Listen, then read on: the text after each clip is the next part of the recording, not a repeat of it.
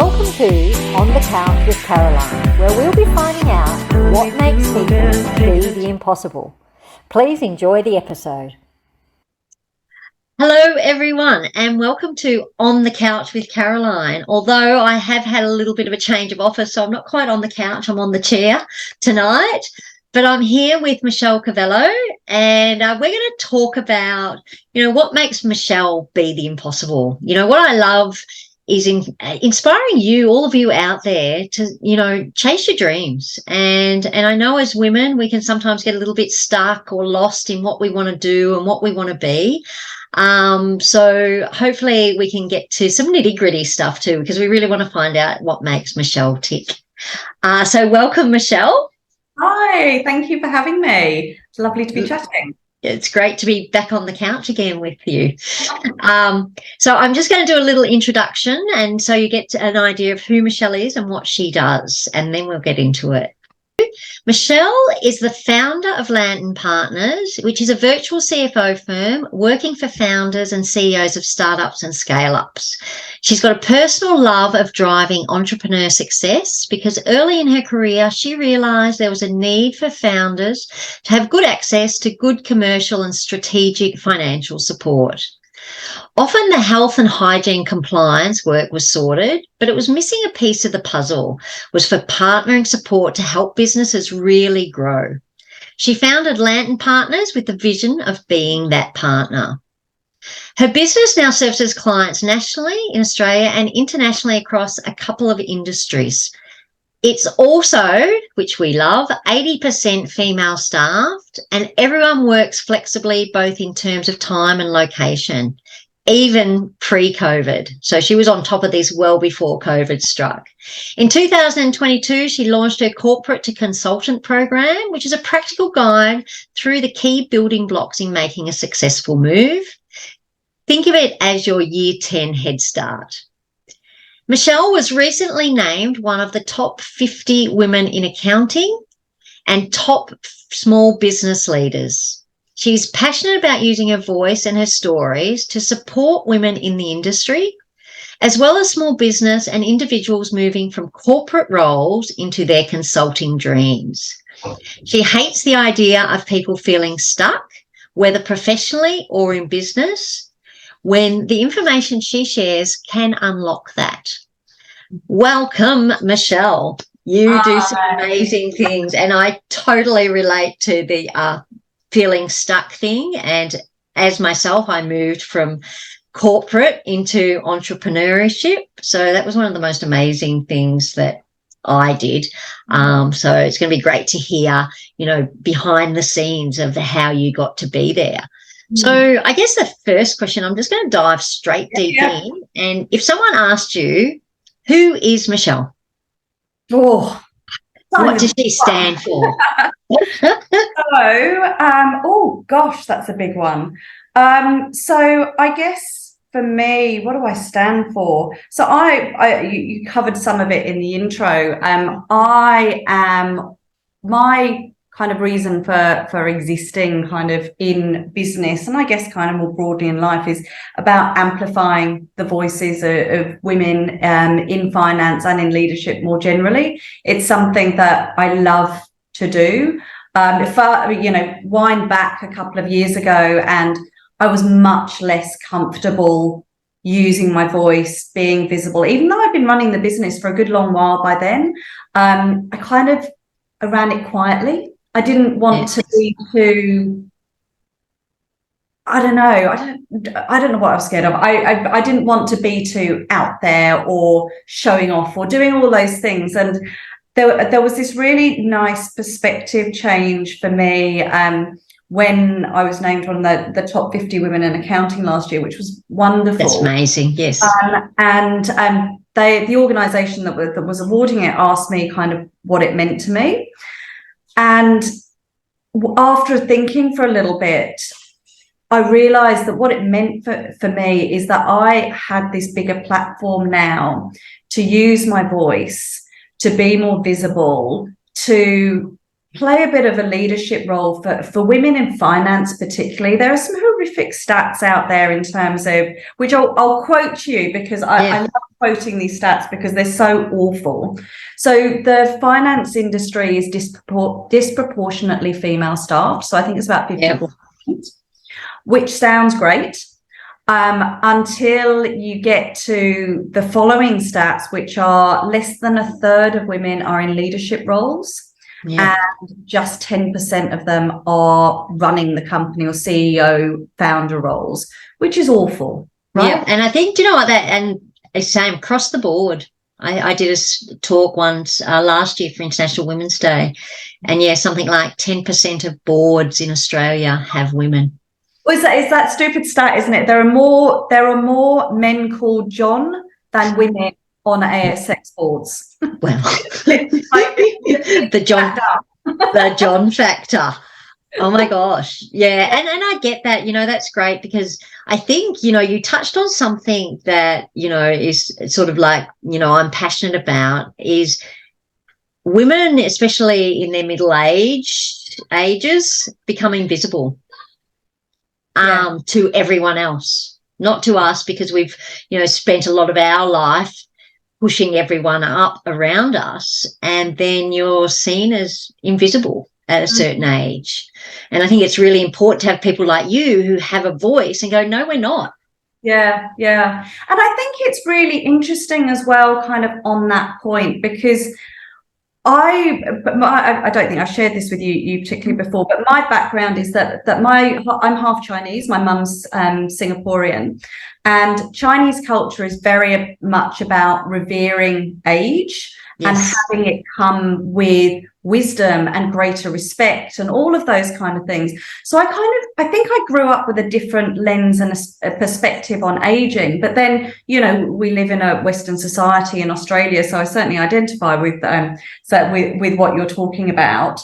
But I think there's this funny thing as well when you get to be middle-aged, is that, I don't know, can you swear? Can we swear? Say whatever the fuck you like. Less fucks to give. Yes. Like, to that point, and you're just like, do you know what? I've played the game, and I've been the good girl, and I've done everything I was supposed to do, and I've supported everybody else. And now it's like, bugger it.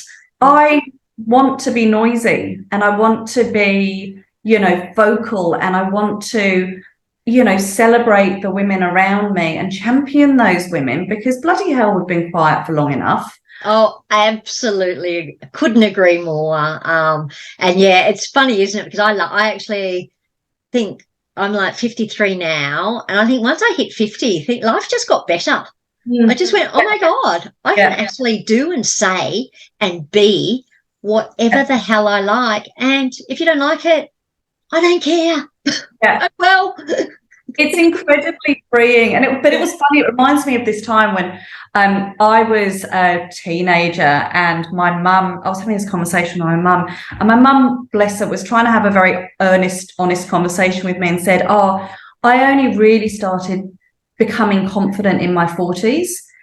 As an obnoxious kind of, I think, 13-year-old at the time, I'm like, oh my God, that's so pathetic. Like, I'm 13 and I know everything, just with that confidence of a teenager.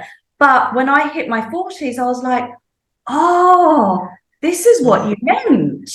And it was this beautiful kind of revelation. I remember talking to all of my girlfriends at the time, and they were like, yeah, there is a comfort in your own skin that I think you only really start to kind of grow into in your 40s, in your middle age. I found it kind of quite a beautiful thing, actually, I have to say. It is amazing. And and I guess, though, sometimes, like, I find that a lot of the women I hang around with feel that way. But then there's also a lot of women who don't. And that's why we have to champion each other. Yes. And that's why we have to keep talking about it. And that's why we need to keep building the communities around us, because every woman deserves to feel like that. Yeah, absolutely. So, Now, talking about 13-year-old Michelle, when you were 13, did you have any idea what you wanted to do with your life? God, no. I think I wanted to be Indiana Jones when I was 13. I think I watched that 10 times over. I put it on repeat. I loved Harrison Ford. And I had this weird obsession with being a long distance lorry driver as well. I don't know quite why.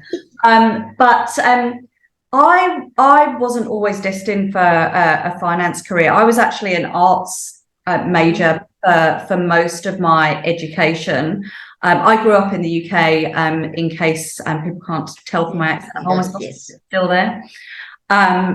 And I dropped maths when I was 16 and went on to do my A-levels. My A-levels were all arts-based. There was economics in there, but, you know, not kind of maths or anything like, not business or anything like that. And I did history at university. Wow. And I came out, and so I came out of university really not having a clue what I wanted to do. And certainly I didn't want to do finance. My mum's actually an accountant. So I, definitely didn't want to do what she was doing. All of the accountants I'd come across in my time were all of you very standard kind of brown cardigan wearing, conservative, boring. Yeah. This was the 80s, so it was a long time ago. But it wasn't really something I wanted. I had a very narrow idea what finance was. And it wasn't actually until I got kind of one of my first jobs leaving university, and I was working on this hotel project, working with the finance director who was my mum, and seeing that what they were basically doing is it was 4 townhouses in London that they were kind of knocking through and building a hotel out of. Okay. And when I first got the job, it was literally a building site. We stepped onto a building site, and I just saw for the first time what you could do with a finance career that didn't involve sitting in a back office playing with a calculator from 9 to 5 and then getting your brown cardigan and getting out of there. And I really loved that. And so I then went on to get a grad role at PricewaterhouseCoopers, Coopers and Lybrand as it was then. And I went into an area of the firm which was audit. Okay, and if people aren't familiar with what happens in audit, so audit is a statutory process that the governments and kind of corporate regulators put on top of larger businesses to make sure that they're being run fairly. We'll put Enron and all of those kind of things aside for a second. Yeah. Put that in the governance part over there. But basically what your job was to walk into a business, understand it really quickly, and kind of work out whether the financials actually reflected what the business was doing. And so how old was I? 22 when I started there. I got this huge breadth of experience kind of wandering into all of these different types of businesses because of the nature of the job, talking to these really senior people within those businesses that a 22-year-old really would never get exposure to. If you were actually ironically, if you were working in that business, you wouldn't be talking to the directors. So it was a really unique position, and I feel really lucky that was kind of my first experience of business. But it was quite interesting, converting from being a history graduate to, doing finance with no kind of finance, no accounting training. I mean, I think it's the case in the UK now as well. I know it certainly is in Australia, that you do your accounting degree and then you kind of go into an accounting career. Yeah, I actually worked in the bank. One of my first jobs was in the bank. So I was in the bank for like 4 years. Back in the day where we actually did our tallies up in a little exercise book at the end of the day. Those were the days. Those were the days. You hoped your calculator had batteries, otherwise you were doing it all in your head. Yeah. It's character building. Yeah. But yeah, when I first started that job at PwC, for the first week, they didn't even let you walk into the office. So they took you off to this kind of training kind of camp, and you did this intense course which was part of your conversion for a week. And if you didn't get over 75% in the exam at the end of the week, you lost your job. Before you'd even walked into the office, you lost your job. Wow. And then you did your first year of exams and kind of working and all of that kind of thing, but you sat your first year exams at the end, and if you failed those exams, you lost your job. And then so the second year, I think you got one do-over, and then same thing. But yeah, it was pretty brutal. It is pretty brutal, yeah. Yeah. So yeah, I had to kind of switch gears on my brain quite quickly. Absolutely. Well, I was going to ask you like what the greatest challenge is. Like that was a challenge as well. That would have set you up though quite resilient. So what would you say in your life and that has been one of your greatest challenges? You know, I mean, I wouldn't say kind of that was one of my greatest challenges. I think that was, you know, that was a work challenge. I think some of your greatest challenges are always a lot deeper than that. Obviously, losing your job is not great. No. But although at 22, I don't know that we cared that much, did we? drop a duck's back. So naive. Look, I think that you know, I think that the nature of the jobs that I did for a very long time, maybe it's a gender issue as well. I have only recently discovered boundaries. Yes. And so, you know, I've driven myself, and I take full responsibility for it. Nobody did it to me, but you know, driven myself into burnout a few times during my life, which, you know, anyone that's been through that know that has ramifications on every part of your life. So, you know, kind of really unlearning a lot of those behaviors became a necessity for survival at that point. I think it had just got to, particularly after I had kids, I think, because when it's just you, I think you can be a bit more cavalier with yourself. Absolutely. But when I had other small people relying on me being well, it puts a very different perspective on things for me. Yeah. Anyway. Yeah. And boundaries, I think, you know, and I think it is a gender thing because I know, you know, a lot of women I work with is about those boundaries. And I know for myself around mental health and all of that, you know, and I say now, do you know what? Self-care is so important because it's only when you're looking after yourself, you can give the best of you to everyone else. Yeah. You know, but it's reframing those old fashioned work ethics and, you know, mother guilt and all of that to going, no, if you're looking after yourself, you're a better version and you can actually give much more.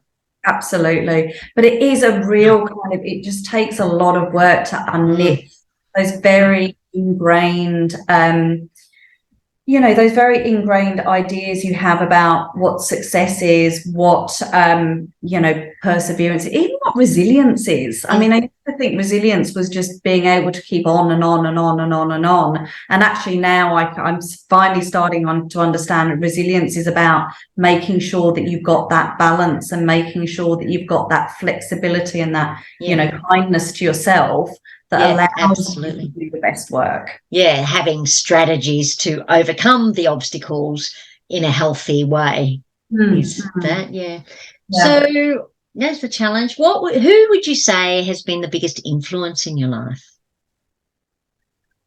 Oh, look, I'm going to do the massive cliche, and I would have to say it was my mum.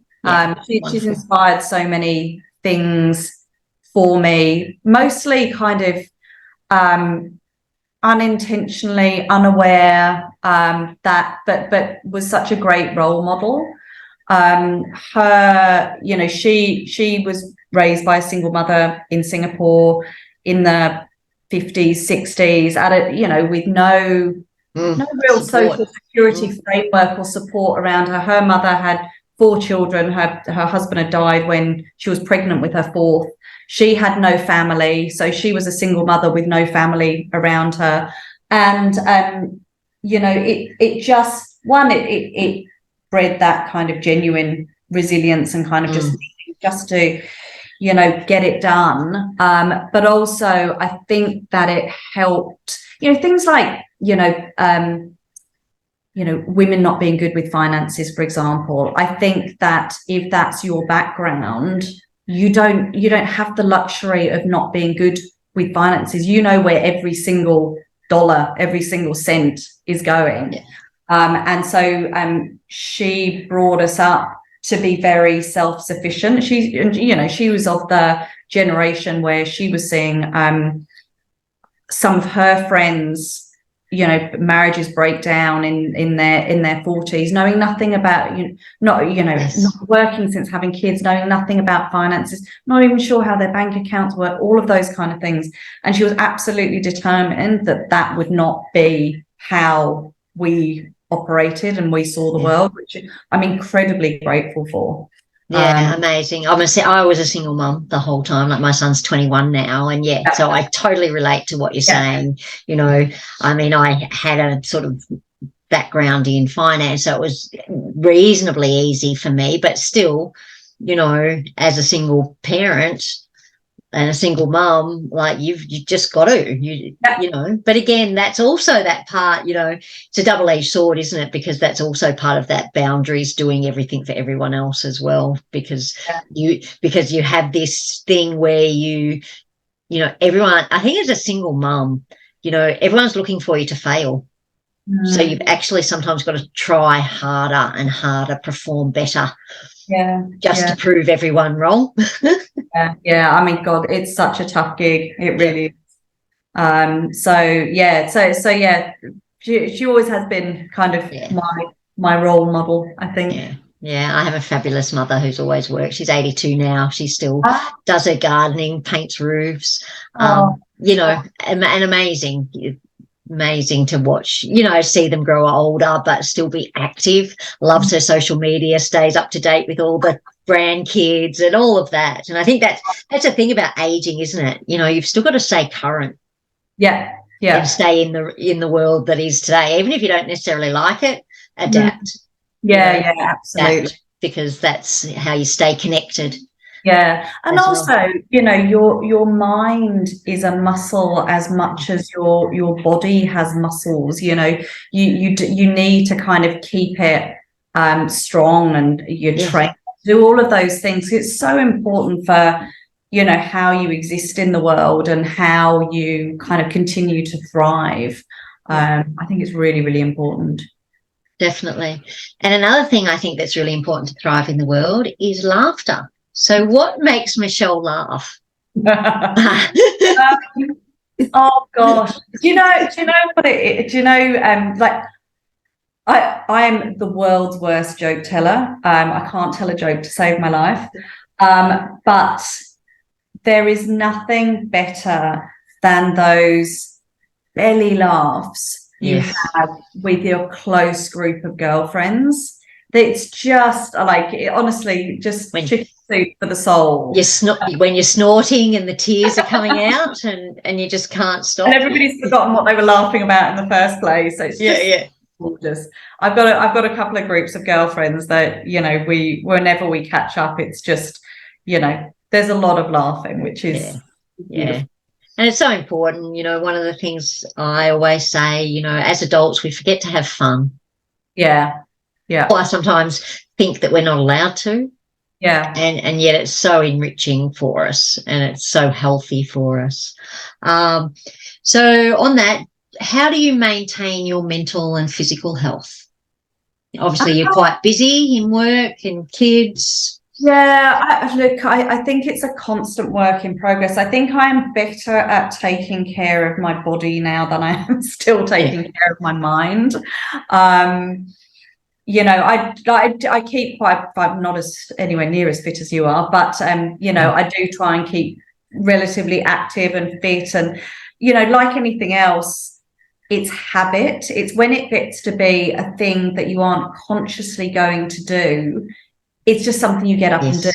I remember someone telling me about how they reframed a certain thing from I think they were talking about, I don't know, cakes or something like that.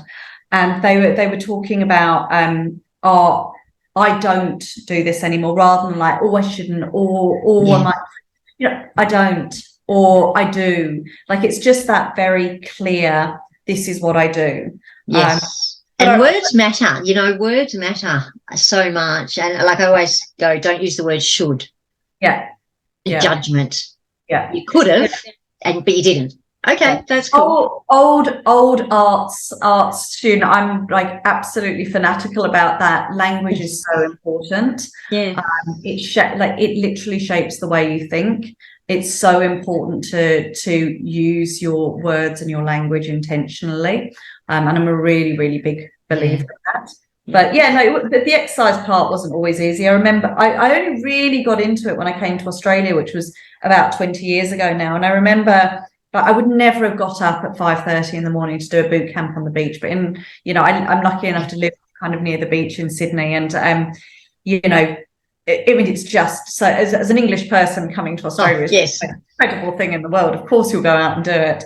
But it was such an unnatural thing for me. I would have to go to bed in my gym gear. Someone gave me that trick. I'd have to go to bed in my gym gear. So when I woke up, I would feel so stupid going back to bed still wearing my gym gear that I would just have to go. Get up.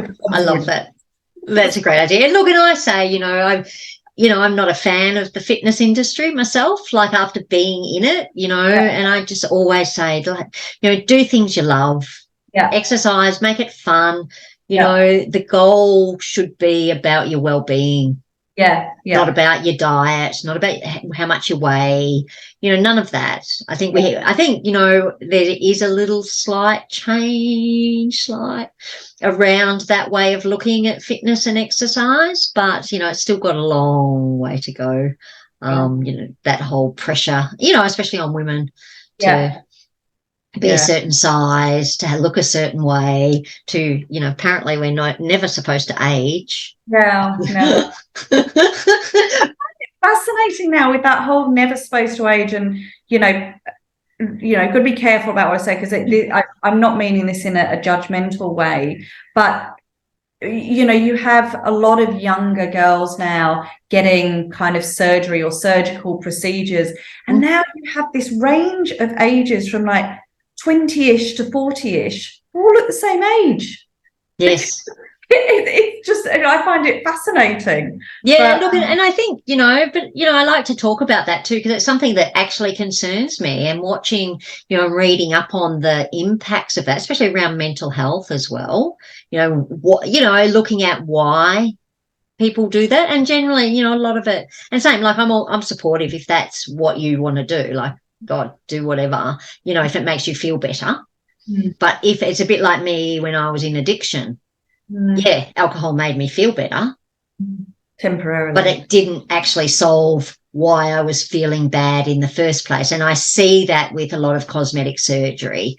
It's this temporary fix to a problem that's still going to stay there. So I find it in those cases, it's too easy to have surgeries these days. And then now, like, honestly, they're saying this, which is an interesting thing, even like with Botox, because they're only starting to get long-term studies.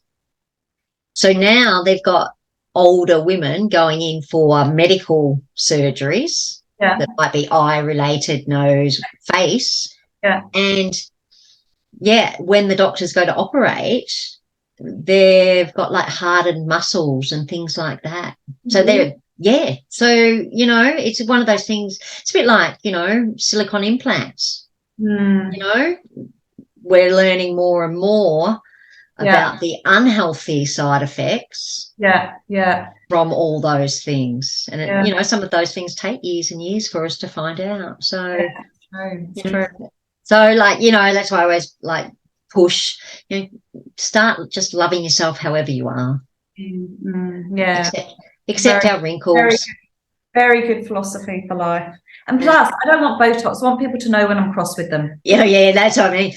No one would know when what do I call it? I used to always have it at work and go, Now tell me if I've got the what the fuck face on. You know what? One client had to, when we were on Zoom calls, when COVID first started and kind of the world was on Zooms, we were on Zooms and we were in the middle of a transaction, and we had lawyers on both sides, and I was on the call and there were a number of people on the call, and I just got him messaging off to the side, kind of going, Michelle, either watch what your face is doing or turn the camera off. Apparently I was sitting there. That's me all the time. My girlfriends just giggle because I really can't not, and I'll be sitting there like in meetings, yeah, saying, did you really just say that? Yeah. Sorry, did I hear that correctly? Okay. So if you could change one thing about the world, just one, what would it be? Oh man. Just one thing. Just one thing.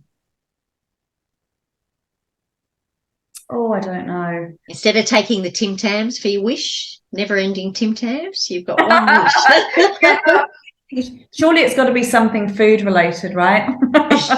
Do you know what? One thing I would love, and this is just because I live so far away from my immediate family, and COVID borders shutting was really difficult. Yeah. And it, like I said, I've been here 20 years this year, and this was the first time I couldn't go. I'm so lucky, nothing bad happened to any of my family whilst the borders were shut, but that was just dumb luck.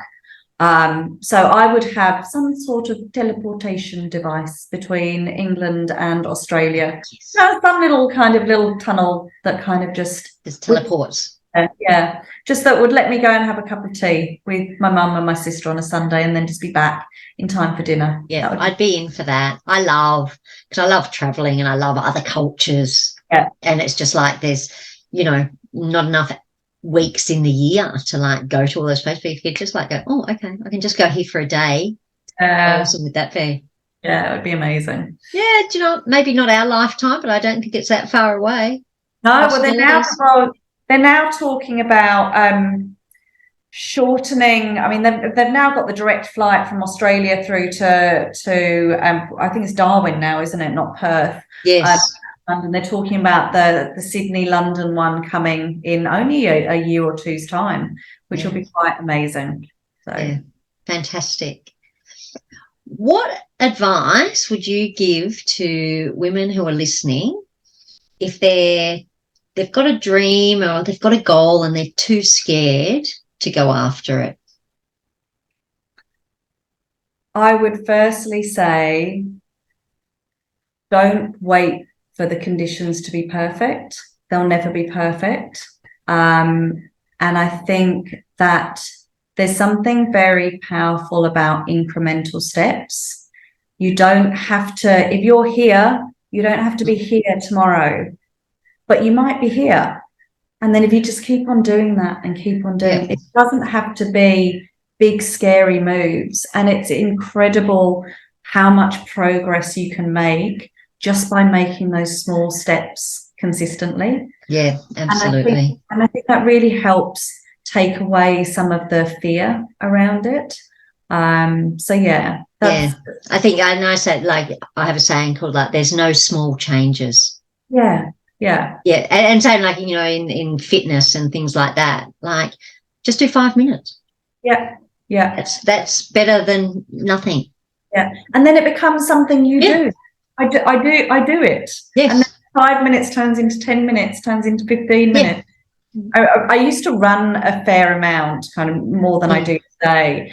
And it never failed to amaze me that no matter how, and I did a few half marathons, never really got any further than that, but no matter whether I ran for 20 minutes or 2 hours, the first 10 minutes were really, really hard. Yeah. The longer you run, the more of that run is fun. Yeah, I agree. I have I call it about the 3K zone. 3Ks. Yeah. If I can get past that 3K mark, then I'm okay. Yeah. So that's where all those incremental steps get you. Yeah, definitely. So when something seems impossible, How do you handle it? I'm a big believer in support networks. Mm-hmm. And I talk to, in my corporate to consultant course, I talk a lot about support networks, because what I find is that if you are trying to do something new or something that feels so outside of what you've always done or how you've always operated, often you don't know many other people or any other people that are doing the thing that you want to do. Yep. And I think if you think something's impossible, seek out the people that have done it and talk to them. Because I think what you quite quickly find out is they're not that different from you. No. And so you talk to those people and you find out what their stories are and how their journeys worked. And you realise, I think, that could be you too. And I think that's really, really important, to seek out those people that are where you want to be. One of the founders we work with has kind of the advice in the converse, and he always says, never ask the advice of someone who hasn't been where you want to go. And the opposite of that is always ask the advice of someone who is where you want to go. And I think it's really important. Yeah, definitely. Yeah, modeling those people who've succeeded in an area that you want to be is absolutely, I'm a big one, like, walk the talk, follow the people that, do what they say. And, as well, I think it's get to know them, because a lot of people we have, especially in the whole social media world, that, it's really easy. Yeah. But, most people who are successful, whether, social media, business, whatever, have got a massive story of challenges. Yeah. And I think, and that's why I think it's important to share that, because otherwise everything just seems so unrealistic for people. Yeah. Like you said, get to know people and understand that they are just like you. Yeah. And if they can do it, then, you can do it. Yeah. 100%. So what is your next life adventure? Where are you heading? Oh, my next life adventure. Personal wise, so much more travel on the cards. I'm so looking forward to getting out in the world more. Sort of put our toes out in the water kind of last year, but catching up with family and reconnecting. My family's very scattered around the globe.